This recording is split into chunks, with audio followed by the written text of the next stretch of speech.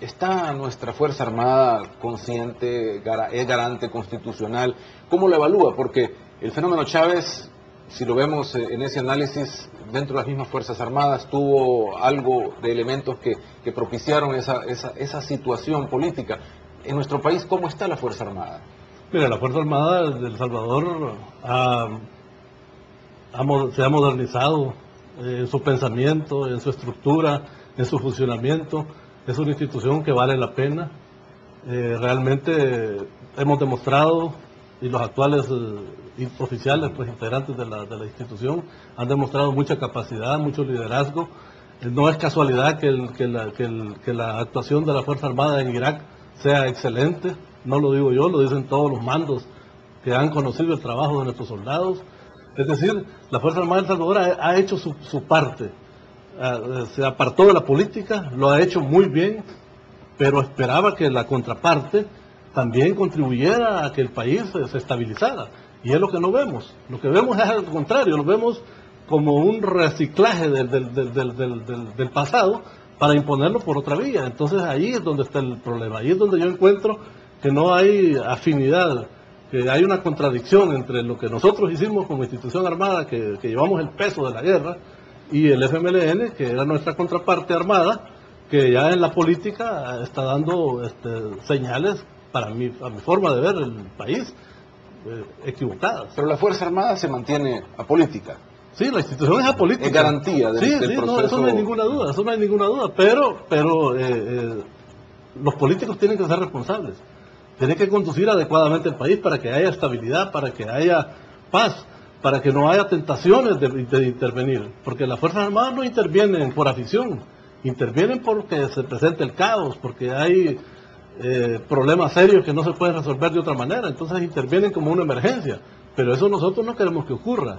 Por lo menos yo como ciudadano y ex ministro de Defensa no quisiera ver a la Fuerza Armada involucrada nuevamente en política, pero no me gustaría tampoco ver al país en la forma en que estoy visualizando que puede estar, si no se cambian la perspectiva que el FMLN está teniendo para un futuro gobierno. Ahora, se dice que los cambios que asustan o las situaciones que podrían llevar a esa preocupación, como usted lo ha mencionado esta mañana, no son viables en El Salvador por la estructura de sus leyes, precisamente por las garantías constitucionales, por el manejo profesional que tiene la Fuerza Armada. Entonces, que no habría de qué preocuparse, dicen algunos. Mire, sí hay que preocuparse porque las leyes se pueden modificar. Hay mecanismos para modificarlas, que es un proceso lento y un proceso de largo plazo, mediano plazo, sí es cierto. No va a ser de la noche a la mañana, pero basta con que haya la intención de comenzar a modificar las estructuras que supuestamente atentan contra la democracia y contra el sistema que nosotros hemos vivido siempre, para que la situación se comience a alterar. Ese documento que se publicó en Colatinos simplemente dice que los militares atentamos contra la democratización. O sea, quiere decir que ellos nos ven como enemigos de la democracia, y es todo lo contrario.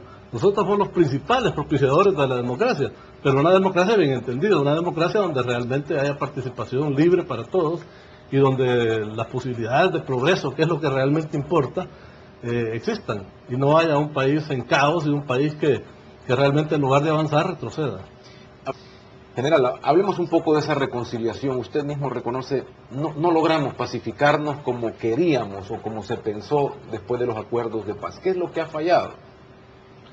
Yo creo que lo que ha fallado es que no hemos entendido que a pesar de las diferencias políticas que tenemos, hay grandes objetivos nacionales comunes para todos y que los debemos defender como nación, como país, no como sectores.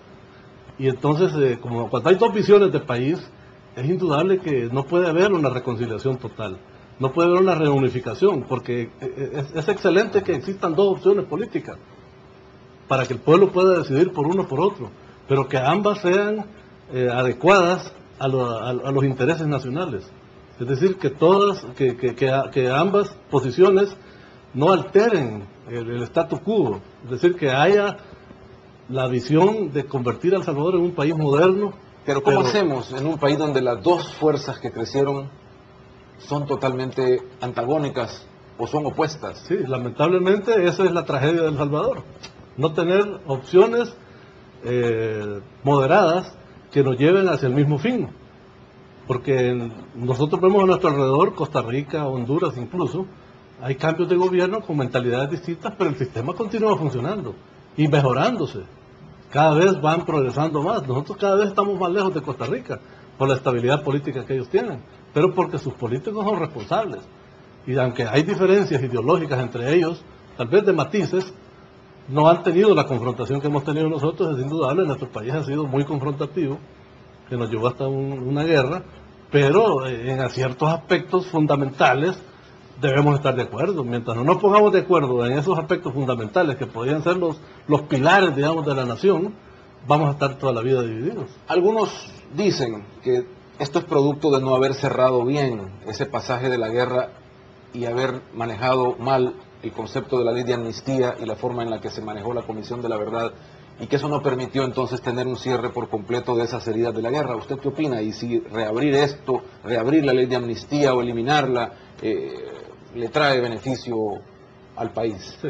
No, yo creo que la ley de amnistía estuvo bien diseñada, estuvo bien pensada, contiene lo necesario para poder establecer finalizar el conflicto, para cerrar un conflicto. Yo entiendo perfectamente a las personas que de una u otra forma resultaron dañadas por el conflicto, de diferentes sectores. Todos sufrimos en alguna medida algún daño, pero en aras de los intereses superiores del país tenemos que olvidar esas cuestiones familiares o personales.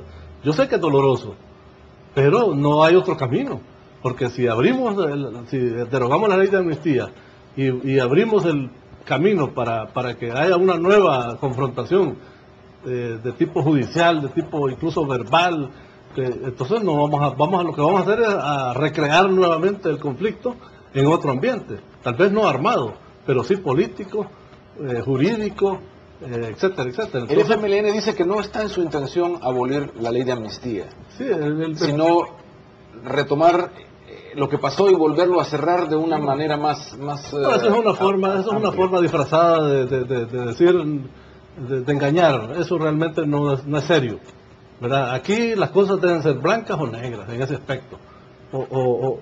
Si nosotros mantenemos la amnistía tal como está, vamos a continuar avanzando. No hay espacio para una nueva reconciliación o un nuevo mecanismo de reconciliación. No hay términos medios, en ese aspecto no hay términos medios, porque si se abre una puerta, esa después se va a ensanchar y se va a crear un caos generalizado de uno y otro sector.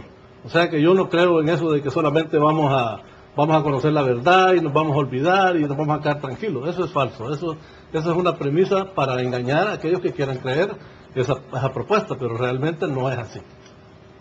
No es un impedimento esa reconciliación para eso otro que hablábamos del crecimiento político. Es decir, no sé qué tanto es, aun cuando usted dice o es blanco o es negro, qué tanto sigue siendo una carga emocional para este país.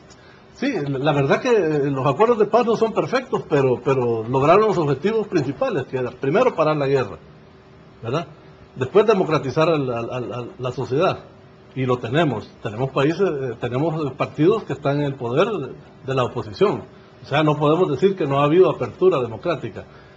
Y lo único que no hemos logrado es reunificar a la sociedad, que es uno de los puntos principales del acuerdo, ¿verdad? Porque eso es un trabajo a largo plazo y requiere mucha voluntad. Yo quisiera ver al FMLN en esa dirección, no resignando sus pensamientos, su ideología, no, eso que lo mantengan, pero que lo sepan aplicar en una forma que sea positiva para el país, no confrontativa. Yo creo que es difícil para ellos entender eso, y lo comprendo perfectamente porque no es fácil resignar sus principios o lo que uno ha creído toda la vida, pero las realidades nos imponen otra cosa. Yo estoy seguro que el día que tengamos una izquierda moderna, una izquierda elegible, una izquierda que verdaderamente se acople a lo que es el sistema democrático y el capitalismo, que es realmente el que da riqueza, es el único sistema que produce riqueza para distribuir, entonces vamos a estar bien, aunque tengamos diferentes visiones del país, pero vamos a estar todos enmarcados en un referente, digamos, que sea positivo para todos. ¿Cómo